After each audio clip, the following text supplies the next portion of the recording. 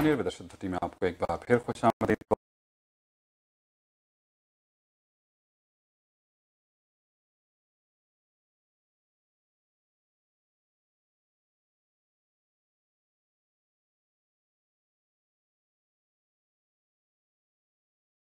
ख्याल था कि शायद आयरलैंड के खिलाफ जीत जाएं, उनका पहला टेस्ट है, लेकिन इंग्लैंड में पाकिस्तान को मुश्किल पेश आ सकती है। लेकिन पहले ही दिन से मुश्किल में हमें इंग्लैंड की टीम नजर आई। बात करेंगे, खुशामदीद कहेंगे। वैसे भाई अस्सलाम वालेकुम। वालेकुम सलाम अर्शद भाई, कैसे हैं? खैरियत से? आपको लगता था पाकिस्तान जीत जाएगा? देखिए अर्शद भाई, पाकिस्तान टीम की क्वालिटी ये है कि दे कैन सरप्राइज, सबको हैरान कर देते हैं। जब आयरलैंड से इतनी मुश्किल से जीते तो लोगों ने कहा यार इंग्लैंड तो उनको बड़ी आसानी के साथ हरा देगा, क्योंकि अगर आप ऑन पेपर देखें तो इंग्लैंड की टीम बहुत स्ट्रॉन्ग है, स्पेशली अपनी कंडीशंस में, अपनी कंट्री में। और अगर आप पाकिस्तान की टीम को देखें after Yunus and Misbah, it's a very new team, सिवाय 3-4 लड़के, वो भी इससे ज्यादा पुराने नहीं है। बिल्कुल, अजहर अली, असद शफीक और सरफराज को, आमिर को आप कह सकते हैं एक्सपीरियंस है। ये भी इतने नहीं, इनको भी इतना 10-15 साल पुराने, भी विदिन 7 इयर्स इनका डेब्यू है। तो अगर उस लिहाज से देखें तो एक बहुत यंग टीम थी, और कोई भी, मैं क्या आई थिंक कोई भी एक्सपेक्ट नहीं कर रहा था कि पाकिस्तान ये मैच जीत जाएगा।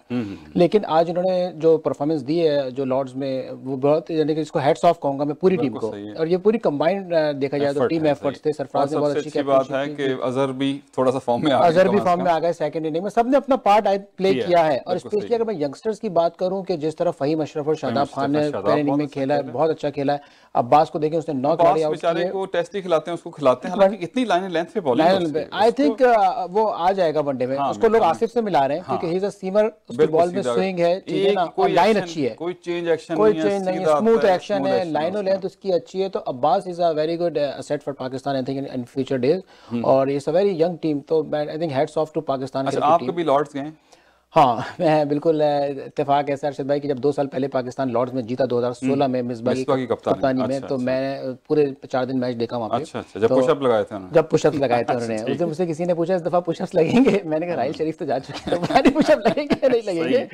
लेकिन ये कि बहुत अच्छा एक्सपीरियंस रहा था। ऑफ कोर्स लॉर्ड्स आपको पता है क्रिकेट का हेडक्वार्टर है, तो एक तरह से हमारा 5वां पाकिस्तान टेस्ट जीता है, पाकिस्तान का सबसे अच्छा रिकॉर्ड है, 5 जीता 5 हारा। लेकिन लॉर्ड्स में हमारा जावेद मियांदाद, इमरान 92 में, यस इमरान खान 86 में, 92 में मियांदाद थे, 96 में वसीम अकरम कप्तान थे, और फिर जो थे सरफराज थे।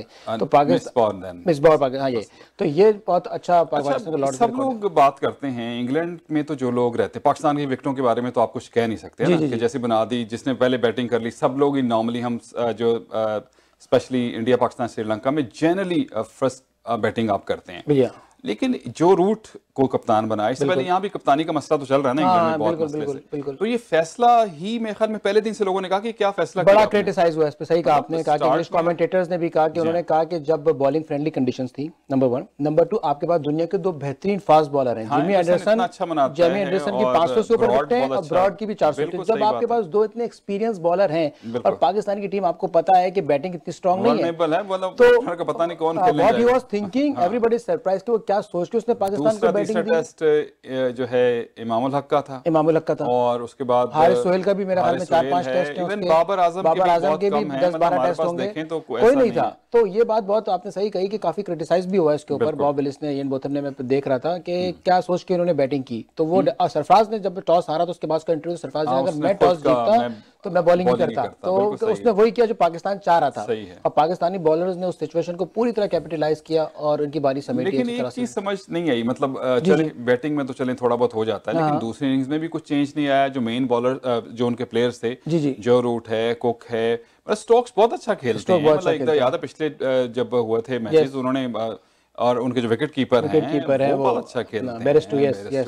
तो ये मतलब एक तो या तो कह सकते हैं कि पाकिस्तान की बॉलिंग बहुत अच्छी है, मतलब क्योंकि आमिर ने वहां बहुत काउंटी खेली रहा, जाहिर है तो शायद उसका एक्सपीरियंस भी काम आया, क्योंकि आपको ब्रेक थ्रू देना होता है। 1 विकेट आपको 2 विकेट मिल जाए, प्रेशर आ जाए, क्योंकि ये भी 11 बॉलों का 10 बॉलों का गेम है ना, 10 बॉलों में 10 बंदे होती है।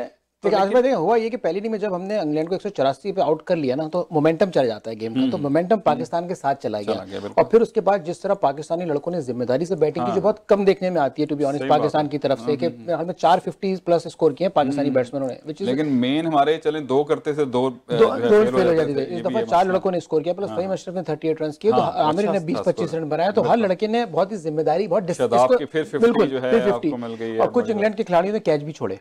इंग्लैंड की यस, तो इंग्लैंड की जो फील्डिंग ने जो है वो पाकिस्तान को भी बड़ा साथ दिया, और फिर जब हमारी दोबारा बहुत, जब 180 के आप डेफिसिट में खेलते हैं, इसमें जो प्रेशर होता है ना शाबाश, 180 रन की लीड चढ़ चुकी थी, तो वो उन पे प्रेशर था, उन पे अपने मुल्क का प्रेशर था, तो वो इस वजह से मेरे गुड लक है कि बटलर और जो और जम गए, वरना तो इनिंग डिफीट थी, बिल्कुल बिल्कुल इनिंग डिफीट थी, मुमकिन नहीं है कि बिल्कुल।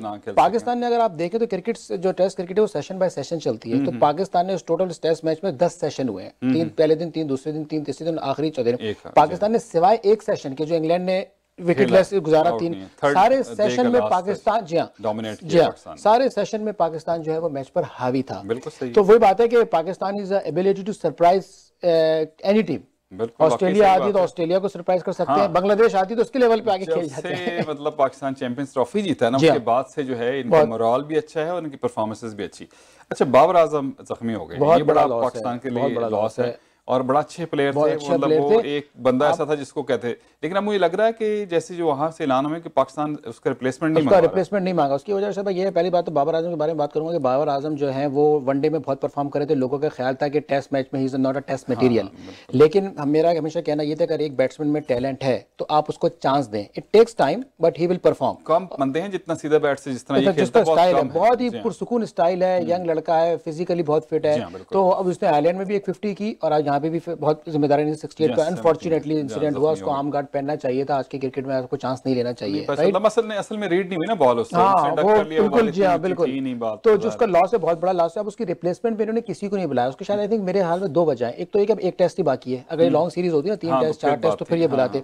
अच्छा, पीछे 3 लड़के जो मौजूद हैं उसमें एक उस्मान सलाउद्दीन है जो कि जिनका डेब्यू नहीं हुआ है, but is 60 first class matches हैं उनके, उन्होंने साइड मैच में भी 69 रन बना रखे हैं, वो है फखर जमान ने 70 रन की इनिंग खेली है, ठीक है। तीसरे आप आ जाते हैं साद, वो भी साथ गए हुए हैं, तो ये 3 प्लेयर बैट्समैन मौजूद है, तो एक टेस्ट के लिए इन्होंने, क्या लगता है किसको खिलाएंगे? मेरे ख्याल में फखर को खिलाएंगे, फखर खिला के इमाम को भी नीचे लेके आएंगे, फिर अजहर अली को, क्योंकि आपको पता है अजहर अली का जो ओरिजिनल नंबर है वो नंबर 3 है, ठीक है ना, तो मेरे हिसाब से ये फखर जमान को ऊपर लाके जो है वो अजहर अली को 3 पे लाएंगे, जो I think is a right move, क्योंकि आप एक नए लड़के को पाकिस्तान से आप बुला भी लेते, आप उसको एकदम खिला तो नहीं देते, 4 दिन बाद अगला टेस्ट मैच शुरू है, तो ये फखर वगैरह टीम के साथ है, शान मसूद को बुला सकते थे बिल्कुल, लेकिन वो वहां पे आके अचानक उसके लिए खेलना जरा मुश्किल होता, तो मेरे ख्याल में फखर जमान ही मैनेजमेंट की चॉइस होगी। सलाउद्दीन को भी दे दें, उस्मान सलाउद्दीन को भी चांस दे सकते हैं, क्योंकि उसने भी 70 रन बना रखे हैं, अच्छा प्लेयर है डोमेस्टिक का वो। इसमें ये कि एक तो ये पाकिस्तान के लिए हो गया कि अब सेकंड, पहला जीते हैं, हारने का तो मसला खत्म हो गया, ऑल आउट जा सकते हैं, लेकिन बाज़ वक़्त ये होता है कि वैसे तो एग्रेसिव कप्तान है सरफराज, सम टाइम मैनेजमेंट या कोई फैसला करता है यार ड्रॉ करो यार सेकंड, कि पहला जीत गए तो सीरीज तो जीत लेंगे, तो अगर पाकिस्तान एग्रेसिव खेला तो मेरे ख्याल पाकिस्तान के लिए ज़्यादा बेहतर है, क्योंकि वो तो फुल फोर्स में जाएंगे। बिल्कुल बिल्कुल बिल्कुल, तो उन्होंने किस तरीके से करना, ये तो मेरे ख्याल में सोचते नहीं चाहिए कि आप ड्रॉ पे जाएं। इमरान खान हमेशा कहते थे अगर आप ड्रॉ की बात करेंगे तो हमेशा आप हार पे एंड करेंगे, आप जीत की बात करें तो कम से कम आप ड्रॉ पे एंड करेंगे। और इंग्लैंड में जिस तरह के अर्शद भाई पिचेस, अगर आप इंग्लैंड में पिछले 25-50 टेस्ट देखें तो वहाँ ड्रॉ टेस्ट मैचेस बहुत कम होते हैं। अब ये टेस्ट मैच भी आप देखें 4 दिन में खत्म हो गया, 3 दिन में खत्म हो गया, तो अगर आप ड्रॉ का सोचेंगे तो आप ना ही वो बैट्समैन है पहले जैसे शोएब मोहम्मद जैसे जो पूरा दिन खड़े रहे,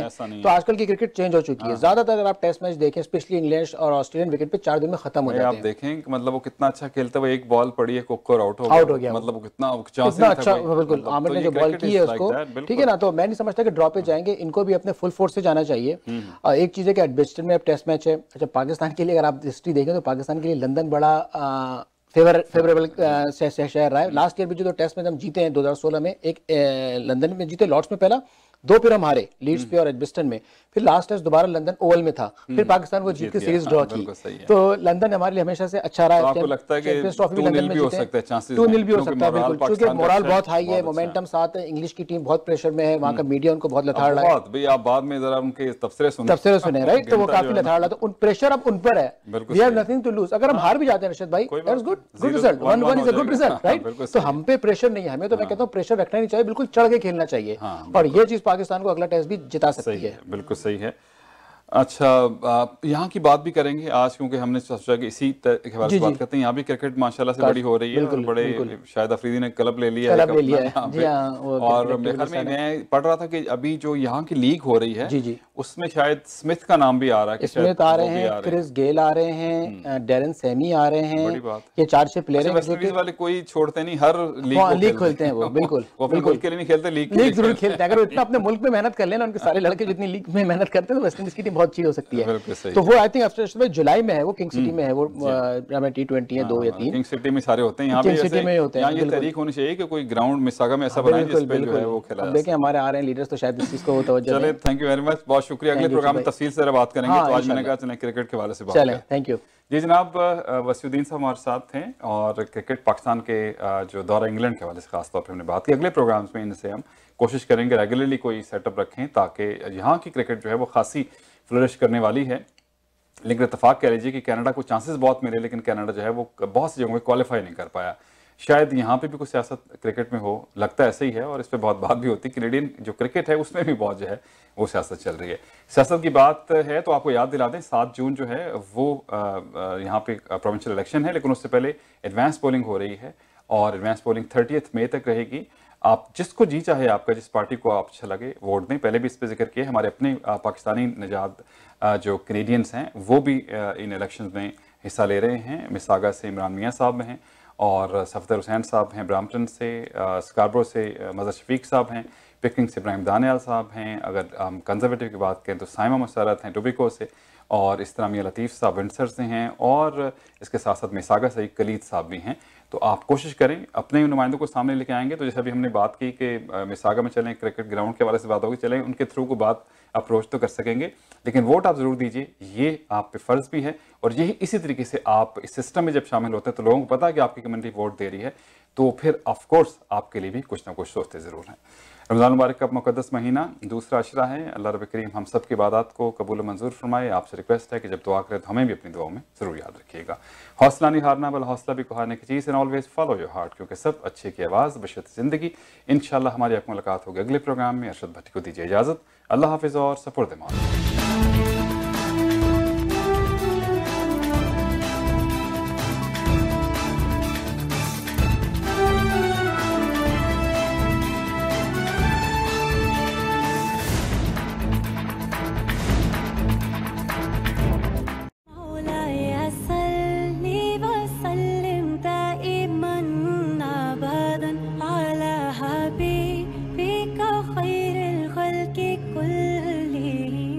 If you are looking for a reliable, professional, and affordable travel agency in your town, then your search is over.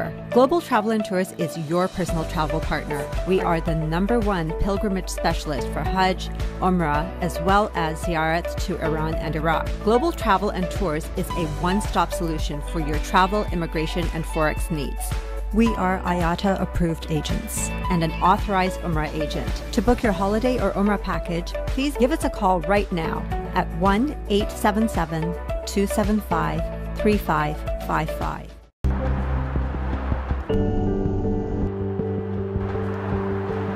More shopping? Yes, on my home.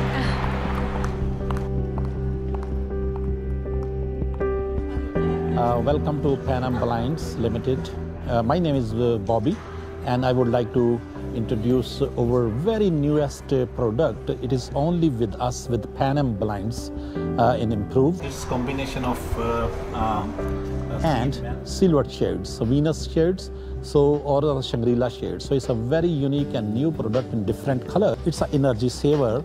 You can save your 85% energy, and also it has child safety features over here. If you see here, if it goes down, it will open itself, and you will see through from this, but ultraviolet rays controlled. No UV light will come in, and you can see out, and people, they can see very slightly. Please come to our store and see how many beautiful colors we do have, and enjoy your comfort of life.